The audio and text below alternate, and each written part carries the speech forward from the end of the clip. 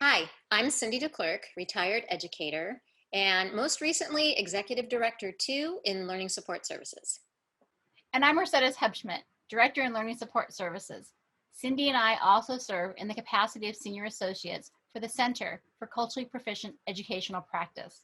Today we will be discussing a topic that has always held importance, and even more so today, and that is of anti-racism. We recognize that several frameworks currently exist surrounding anti-racism research. Thus, it is critical for us to define what racism is and what we hope to examine.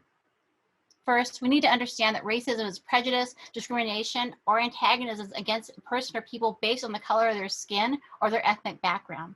So we have to think about what is anti-racism. Merriam-Webster defines anti-racism as being opposed to racism, which is a pretty passive definition.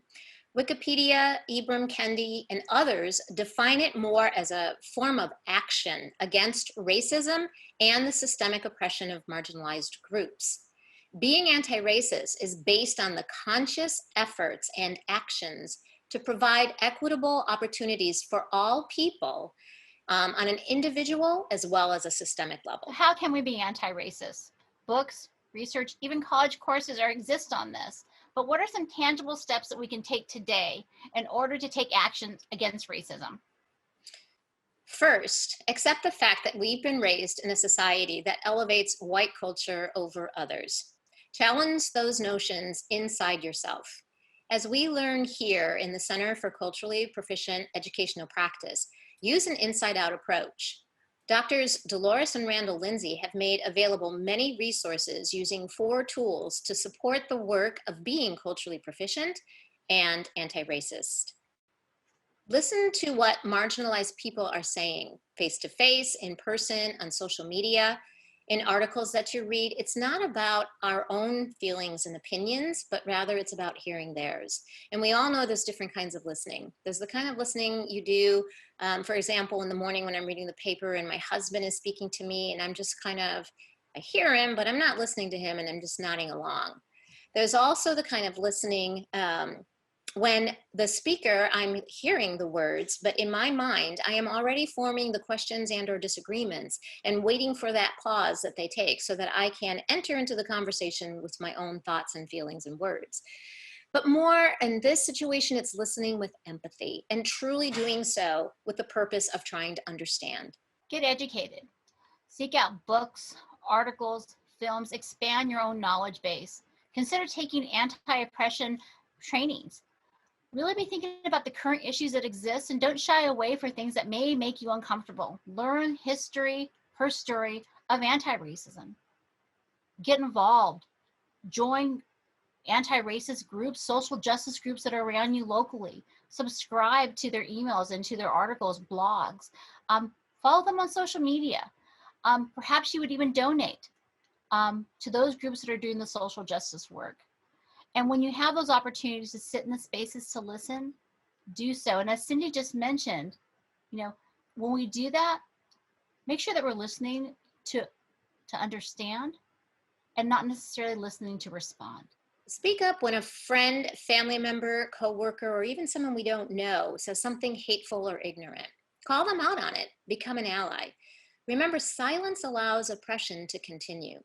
Intervene when someone is being targeted, physically or verbally, with their permission, and focus on supporting them rather than engaging the aggressor. I think we've all seen the video where a woman is sitting on a bench and she's being targeted by a small group of individuals, and a stranger approaches and sits down on the bench next to her. With her permission, asks if she can help, and rather than engage with the aggressors, the two of them simply stand up and choose to walk away. When friends and others in marginalized groups invite you to different events, show up, listen, learn, show your support. Welcome discomfort when you enter something that makes you uncomfortable. Sit with it and ask yourself, why is it making me uncomfortable? Welcome it. Give yourself the why, and what is it in your experience or the experiences of others that is causing that discomfort? Welcome it and look at it as an opportunity to grow. Learn from your mistakes when you make them, and you will. When someone calls you out, however, don't get defensive. Rather, listen, apologize, and change your behavior going forward. It's important to stay engaged when the work gets really difficult, too.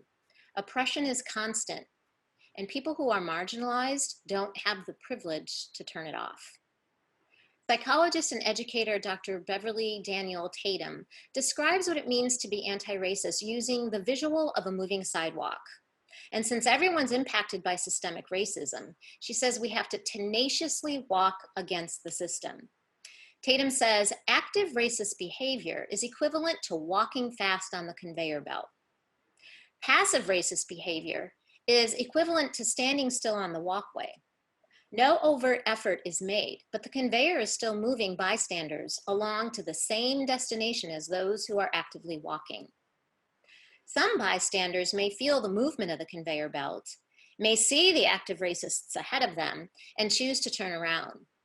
But Tatum says unless they're actively walking in the opposite direction at a speed greater than the conveyor belt, unless they are actively anti-racist, they will find themselves carried along with the others.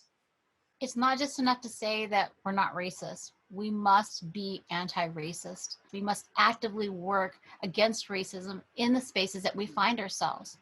So for example, if you have the opportunity to examine policies or systems, do it from a space of asking yourself, in what ways can we ensure that these are anti-racist policies, anti-racist systems? If you're having conversations with friends or colleagues and you hear something that gives you pause and feels like it is a racist comment or a racist ideal, question it, ask, push back, ask for clarity.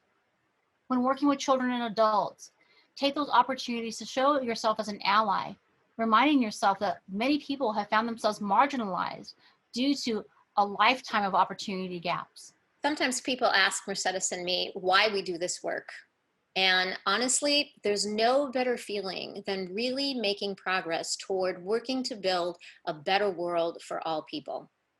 The tips we have offered can start you on that long and rewarding road. And Cindy and I really do believe that we're getting closer and closer each day to having an environment, a world that embraces the culture of each and every person, not just for the people that we live in for now, but the children and the other folks that we care about and we walk with each and every day.